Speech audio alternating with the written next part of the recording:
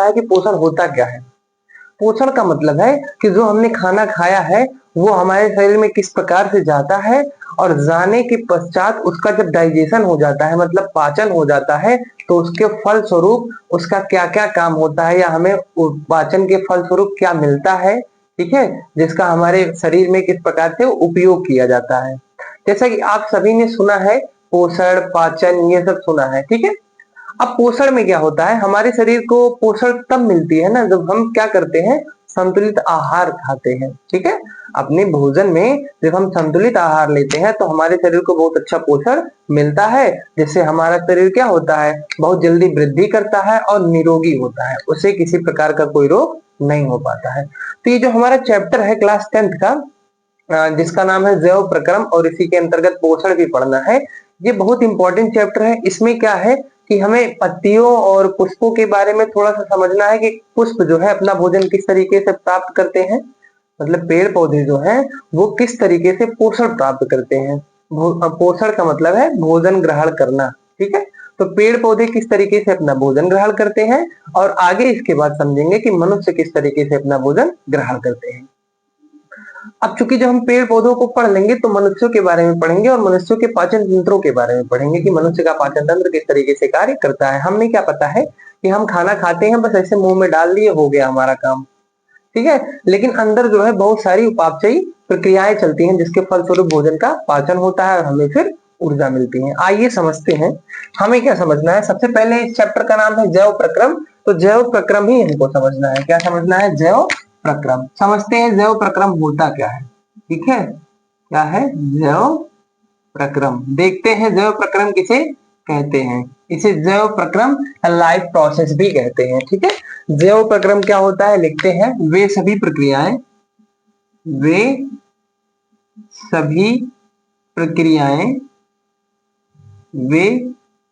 सभी प्रक्रियाएं जो जीवों को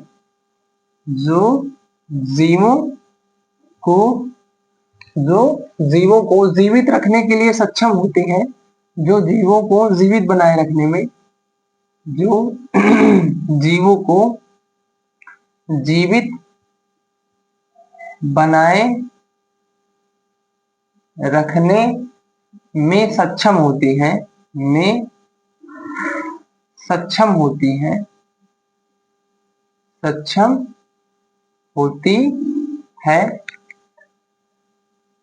उपापचयी या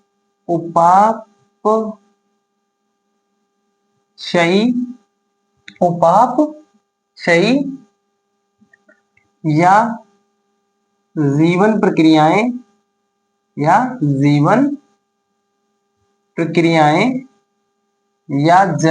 प्रक्रम कहलाती हैं, ठीक है। इसे क्या कहते हैं? मेटाबॉलिक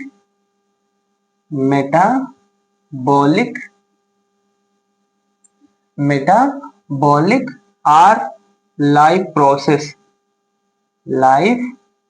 प्रोसेस, ठीक है।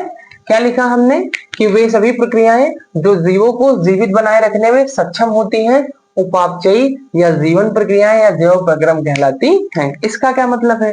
जैसे आप सभी ने देखा है कि हमको जीवित रखने के लिए, देखो, चीजों को रटने से ज्यादा जरूरी है समझना। हम जब समझेंगे चीजों को तो क्या होता है, चीजें हमारे माइंड में फिट हो जाती हैं और हमें लंबे समय तक याद रहती हैं। लेकिन वहीं अगर हम चीजों को रटने पर ज्यादा जोर देते हैं तो चीजें हमें जल्दी से भूल जाती हैं। तो आप खुद से सोचिए कि जैव प्रक्रम का मतलब है क्या, कि जो हमको जीवित बनाए रखने के लिए सक्षम है। अब सोचो क्या क्या चीजें हैं जो मनुष्य को जीवित बनाए रखने के लिए सक्षम है। पहली चीज है पोषण, भोजन ग्रहण करना बहुत जरूरी है। दूसरा है श्वसन, सांस लेना, सांस नहीं लोगे तब भी मर जाओगे। तीसरा है उत्सर्जन, उत्सर्जन का मतलब अगर हमारे शरीर से जैसे पसीना निकल रहा है ना, पसीना मतलब क्या है, वेस्ट मटेरियल है हमारे शरीर का। ये वेस्ट मटेरियल अगर ना निकले तब भी हमें बीमारियां हो जाएंगी, और हो सकता है कि अंततः मनुष्य की मृत्यु भी हो जाए, ठीक है। पसीना ना निकलने के कारण नहीं होगा, जो हो सकता है मल त्याग करते हैं तो मल त्याग नहीं होगा, मतलब एक्सक्रेशन नहीं हो रहा है, उत्सर्जन नहीं हो रहा, तब भी मृत्यु हो सकती है। तो हो गया हमारा क्या, सबसे पहले पोषण, फिर क्या हुआ श्वसन, फिर क्या हुआ हमारा तीसरा उत्सर्जन। एक होता है परिसंचरण, जो हमारा ब्लड है ना हमारे शरीर में किस तरीके से फ्लो करता है, हमारा ब्लड जो है नसों में दौड़ रहा है लगातार, उसी को कहते हैं परिसंचरण। ये सारी चीजें जो है इस चैप्टर में हमें कवर करनी है, ठीक है। फिर और क्या है, और है हमारा जनन, ठीक है, जनन कह सकते हो या जनन तंत्र कह सकते हैं, जैसे हम क्या कहते हैं प्रजनन। ये सारी चीजें जो है मनुष्यों को जीवित बनाए रखने के लिए जरूरी है, इसे हम कहते हैं जीवनदायिनी क्रियाएं, ठीक है। हालांकि ये जीव जो जीवों को जीवित बनाए रखने में सक्षम होती हैं, यही सारी प्रक्रियाएं हैं। तो लिख देते हैं जैसे, जैसे लिखते हैं जैसे, जैसे क्या होता है, जैसे में आएगा आपका पोषण, सबसे पहले क्या आएगा पोषण, ठीक है, पोषण। फिर क्या आएगा श्वसन, पोषण श्वसन। फिर क्या आएगा उत्सर्जन, उत्सर्जन। फिर क्या आएगा परिसंचरण, परिसंचरण आदि लिख लेते हैं, ठीक है, आदि। ये हो गया। अब ये हो गया जैव प्रक्रम। अब देखो पृथ्वी पर जितने भी जीवधारी हैं, पृथ्वी पर उपस्थित समस्त जीवधारियों में जो उपापचयी क्रियाएं होती हैं, मतलब जिसे हम जैव प्रक्रम कहते हैं, उसको दो समूहों में बांटा गया है। पृथ्वी पर जितने भी लोग हैं सबके लिए जो जैव प्रक्रम है, जिसे हम कहते हैं लाइफ प्रोसेस, इसको दो भागों में या दो समूहों में बांटा गया है, ठीक है। पहला है उपचयी प्रक्रियाएं, दूसरा है अपचयी प्रक्रियाएं, ठीक है। उपचयी और अपचयी, एक होता है एनाबॉलिक, एक होता है कैटाबॉलिक, ठीक है, एनाबॉलिक और कैटाबॉलिक। देखिए हम लिखते हैं पृथ्वी पर उपस्थित समस्त जीवधारियों, पृथ्वी पर उपस्थित, पर उपस्थित समस्त जीवधारियों, पृथ्वी पर उपस्थित समस्त जीवधारियों, समस्त जीवधारियों में उपापचयी, उपापचयी प्रक्रियाएं, उपापचयी प्रक्रियाएं दो समूहों में, दो समूहों में वर्गीकृत, वर्गीकृत किया गया है या किया जा सकता है, किया जा सकता है। सबसे पहला हमने क्या बताया, सबसे पहला हमारा है नंबर 1 आता है इसमें, इसे हम कहते हैं उपचयी, उपचयी प्रक्रियाएं, उपचयी प्रक्रियाएं, ठीक है। उपचयी प्रक्रियाएं क्या होती हैं, इसे हम कहते हैं एनाबॉलिक, एनाबॉलिक, ठीक है, एनाबॉलिक प्रोसेस, एनाबॉलिक प्रोसेस, ठीक है, या उपचयी अभिक्रियाएं भी कहते हैं, उपचयी अभिक्रियाएं, ठीक है, या उपचयी प्रक्रियाएं। अब देखो उपचयी प्रक्रियाएं क्या होती हैं। उपचयी प्रक्रियाएं वे सभी प्रक्रियाएं, वे सभी प्रक्रियाएं, प्रक्रियाएं जिसमें, जिसमें सरल, सरल कार्बनिक, सरल कार्बनिक, जिसमें सरल कार्बनिक पदार्थों से जटिल कार्बनिक, जटिल कार्बनिक पदार्थों का, पदार्थों का संश्लेषण होता है, पदार्थों का संश्लेषण होता है, उपचयी प्रक्रियाएं कहलाती हैं, उपचयी प्रक्रियाएं कहलाती हैं, उपचयी प्रक्रियाएं कहलाती हैं। ये हो जाएगा, ठीक है। हमने क्या लिख दिया उपचयी प्रक्रियाओं के लिए, वे सभी प्रक्रियाएं जिसमें सरल कार्बनिक पदार्थों से जटिल कार्बनिक पदार्थों का संश्लेषण होता है, उपचयी प्रक्रियाएं कहलाती हैं। इसमें आता है जैसे प्रकाश संश्लेषण, जैसे क्या आता है प्रकाश संश्लेषण, संश्लेषण, सॉरी कॉल आ गया था। अब देखिए ये हो गया, इसका एग्जांपल क्या है, प्रकाश संश्लेषण। ठीक है, क्या हो गया, प्रकाश संश्लेषण। हम रिएक्शन लिखते हैं प्रकाश संश्लेषण का। कार्बन डाइऑक्साइड 6CO2 होता है, प्लस में 12H2O होता है। ये अभिक्रिया करता है किसकी उपस्थिति में, सूर्य का प्रकाश, सूर्य का प्रकाश in the presence of light हो जाएगा। ठीक है, सनलाइट। और नीचे होता है क्लोरोफिल। क्या होता है, क्लोरोफिल।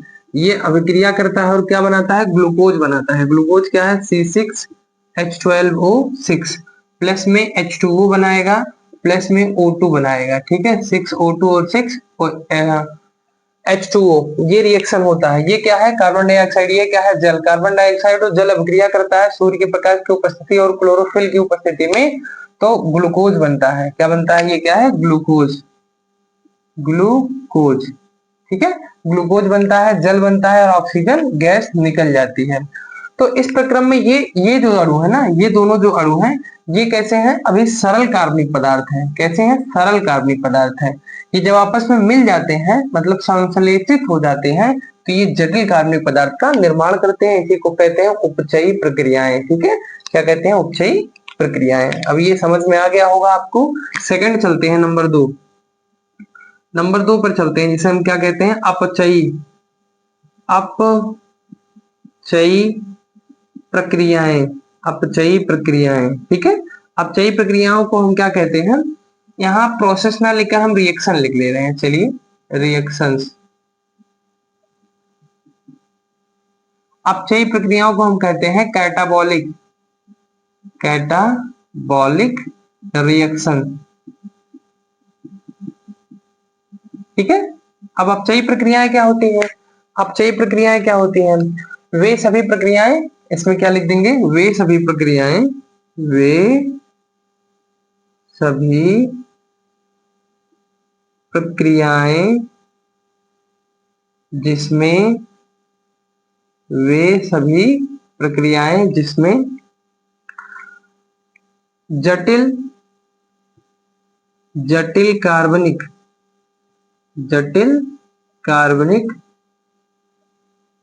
पदार्थों का विखंडन, का विखंडन सरल कार्बनिक पदार्थों में होता है, का विखंडन सरल कार्बनिक पदार्थों में होता है, सरल कार्बनिक पदार्थों में होता है। इसका क्या मतलब है कि वे सभी प्रक्रियाएं जिसमें इसमें इसका उल्टा है, इसमें सरल कार्बनिक पदार्थों से जटिल कार्बनिक पदार्थों का संश्लेषण हो रहा था। इसमें क्या है, वे सभी प्रक्रियाएं जिसमें जटिल कार्बनिक पदार्थों का विखंडन सरल कार्बनिक पदार्थ में होता है, अपचयी, अपचयी प्रक्रियाएं कहलाती हैं, प्रक्रियाएं कहलाती है। ठीक है, कहलाती है। ये हो जाएगा इसका डेफिनेशन। ठीक है, अब देखिए इसमें इसका एग्जाम्पल क्या हो जाएगा, इसमें जैसे आता है, इसमें जैसे हमारा हो जाएगा पाचन। क्या हो जाएगा, पाचन कामा श्वसन, पाचन कामा श्वसन। अब देखिए जो पाचन होता है ना, पाचन की प्रक्रिया में जटिल कार्बनिक पदार्थ होते हैं। जटिल कार्बनिक पदार्थ के रूप में क्या होता है, C6H12O6, ये ऑक्सीजन के संपर्क में आता है और इसका क्या हो जाता है, विखंडन हो जाता है। ये जटिल कार्बनिक पदार्थ होता है, इसका विखंडन सरल कार्बनिक पदार्थ के रूप में हो जाता है। मतलब 6CO2 प्लस में 12H2O प्लस में ऊर्जा निकल जाता है। क्या मिल जाता है, ऊर्जा। किस रूप में, एटीपी के रूप में। इस रूप में, एटीपी के रूप में। तो ये जटिल कार्बनिक पदार्थ होते हैं, इसका विखंडन हो जाता है तो ये सरल कार्बनिक पदार्थ बनाते हैं। यहाँ इसका उल्टा था, ये सरल कार्बनिक पदार्थ होते हैं, जब ये जुड़ जाता है संश्लेषित होकर जटिल कार्बनिक पदार्थ बनाते हैं। और यही क्या है, ये जटिल कार्बनिक पदार्थ है जो विखंडित होकर सरल कार्बनिक पदार्थ बनाते हैं। तो ये हो जाएंगी हमारी क्या, उपचयी प्रक्रियाएं और अपचयी प्रक्रियाएं। आप इसको नोट कर लेंगे, हम इसको मिटा रहे हैं। ठीक है, चलिए इसके आगे हम पढ़ेंगे, इसको मिटाएंगे और आगे बढ़ेंगे।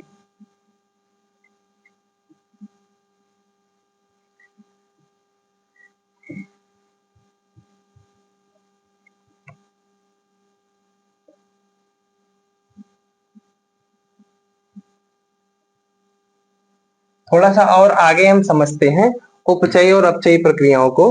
देखो विकास की दृष्टि से ना, विकास की दृष्टि से मनुष्य सबसे विकसित प्राणी है।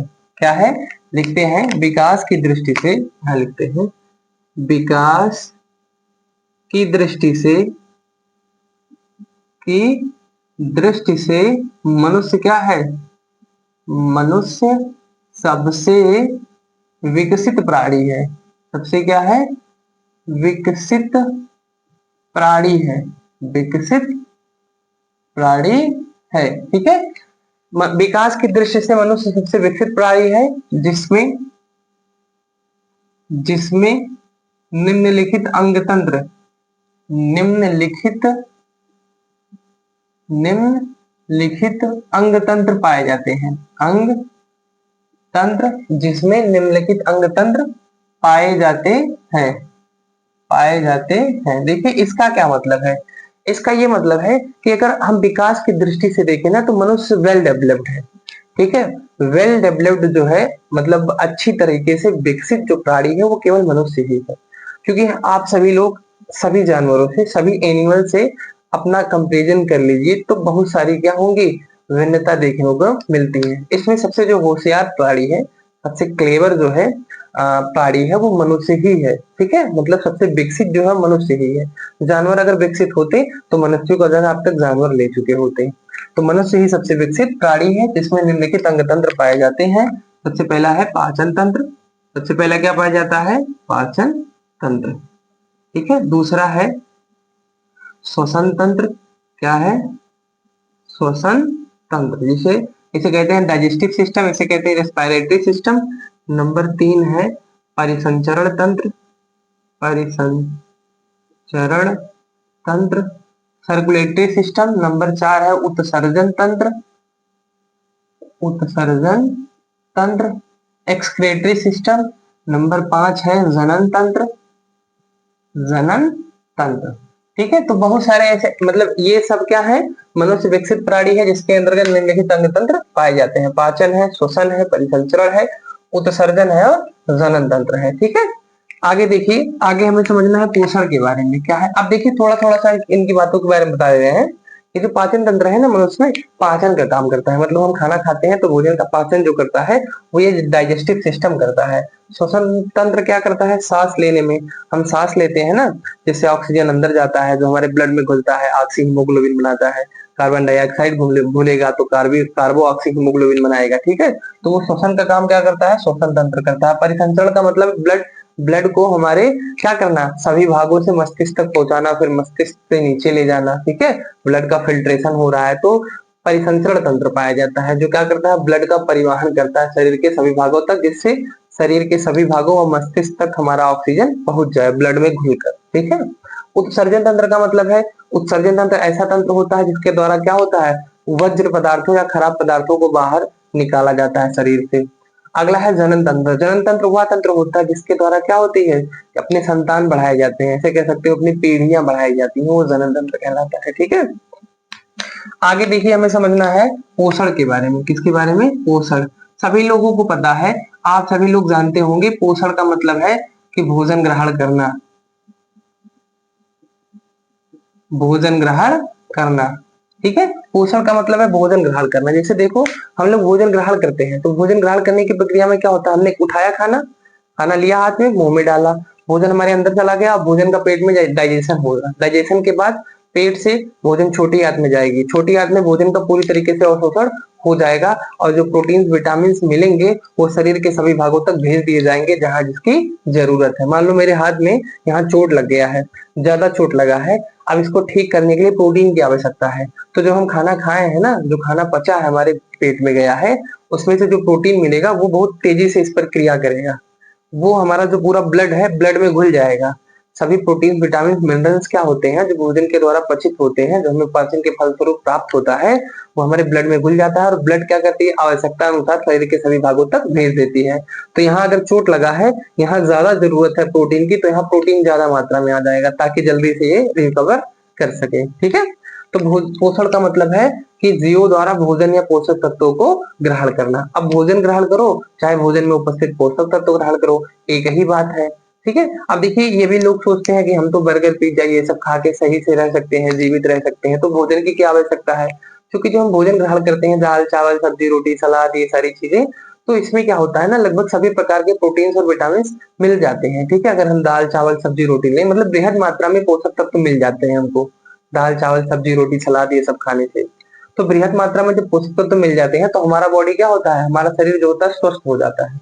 लेकिन वहीं अगर हम पिज्जा बर्गर ये सब खाएंगे तो हमें पोषक तत्व नहीं प्राप्त होगा, जिससे हम धीरे धीरे क्या हो जाएंगे, रोगी हो जाएंगे। ठीक है, तो पोषण का मतलब है जीवों द्वारा भोजन या पोषक तत्वों को ग्रहण करने की प्रक्रिया पोषण कहलाती है। अब पोषण की आवश्यकता क्यों हुई, आप लोग सोचिए कि भोजन की आवश्यकता क्यों हुई? क्या हम खाना नहीं खाएंगे तो जीवित नहीं रह सकते हैं? रह सकते हो भाई, खाना ना खाओ, सेब खा लो, कोई फल खा लो, जीवित रह सकते हो। लेकिन हमने वही कहा कि जब हम खाना खाते हैं तो इसमें बृहद मात्रा में क्या होता है, प्रोटीन विटामिन मिनरल ये सारी चीजें अधिक से अधिक मात्रा में मिल जाती हैं। अगर हम कोई फल खाएंगे ना तो उसमें मान लो हम क्या खा रहे हैं, कोई एक फल खा रहे हैं, कुछ भी खा लो, ठीक है, मान लो सेब खा रहे हो, तो उसमें केवल एक प्रकार का विटामिन ए ही मिल पाएगा और अन्य विटामिन हमें मिलेंगे ही नहीं। तो क्या होगा, हमारे शरीर को और भी विटामिन चाहिए, मिनरल्स चाहिए, प्रोटीन चाहिए, तो ये सब मिल नहीं पाएगा। ये सब मिलेगा केवल संतुलित आहार से, संतुलित भोजन से, जिसके लिए पोषण आवश्यक है। ठीक है, अब देखिए पोषण की आवश्यकता क्या हुई। सबसे पहली आवश्यकता है ऊर्जा की आपूर्ति। अगर हम भोजन ग्रहण नहीं करेंगे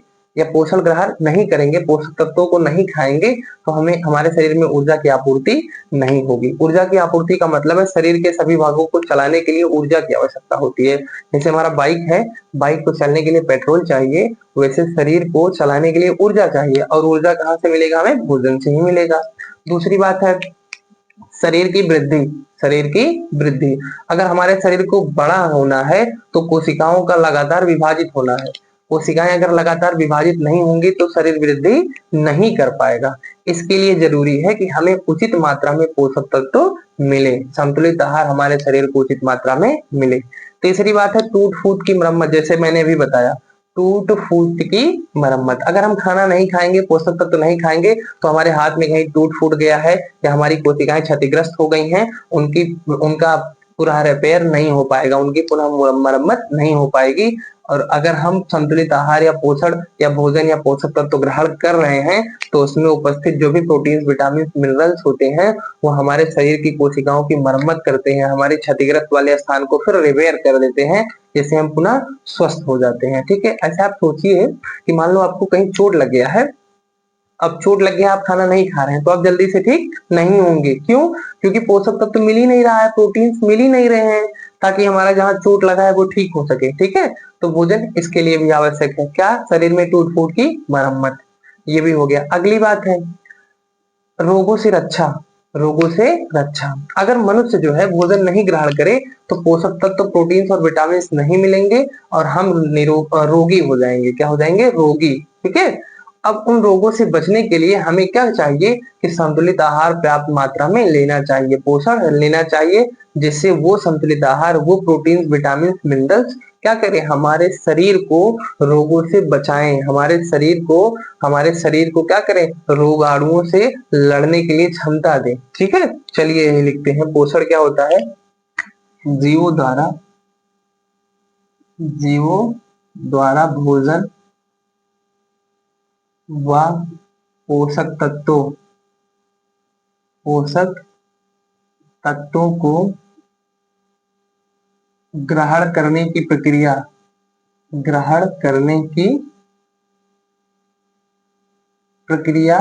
पोषण कहलाती है। पोषण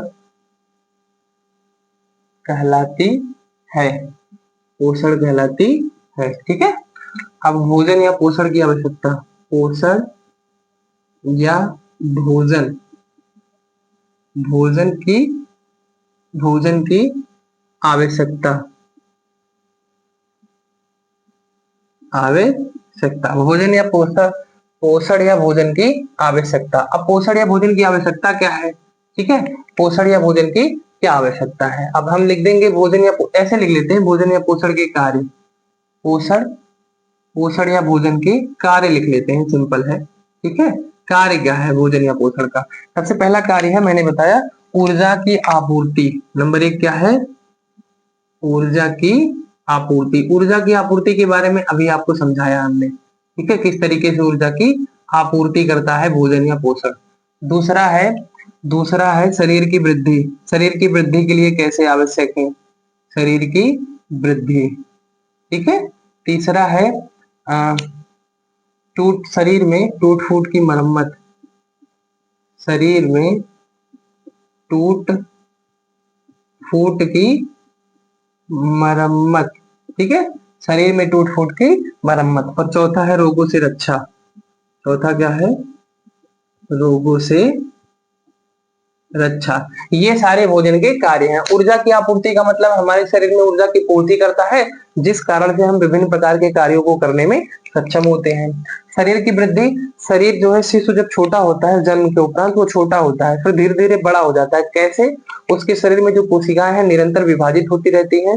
ये किसके कारण संभव हो पाता है, पोषण के द्वारा, भोजन के द्वारा। ठीक है, जब शिशु भोजन ना ग्रहण करे तो वृद्धि भी नहीं करेगा, और एक उम्र के बाद कह सकते हो या कुछ समय बाद उसकी वृद्धि रुक जाएगी, अवरुद्ध हो जाएगी। ठीक है, शरीर में टूट फूट की मरम्मत बताया, अगर कहीं चोट लग गया है तो उसको अगर तेजी से ठीक करना है, वहां प्रोटीन ज्यादा कार्य करेगा। इसके लिए हमें उचित मात्रा में पोषक तत्व चाहिए। ठीक है, उचित मात्रा में संतुलित आहार चाहिए, पोषण चाहिए। रोगों से रक्षा, रोगों से बचाव के लिए हमें क्या जरूरी है, भोजन और पोषक तत्व जरूरी है, जिसमें उपस्थित प्रोटीन और विटामिन क्या करेंगे, हमारी रक्षा करेंगे रोगों से। तो इस वीडियो में यहीं तक। ठीक है, आगे हम पढ़ेंगे पोषण के प्रकार, स्वपोषी पोषण और परपोषी पोषण। धन्यवाद।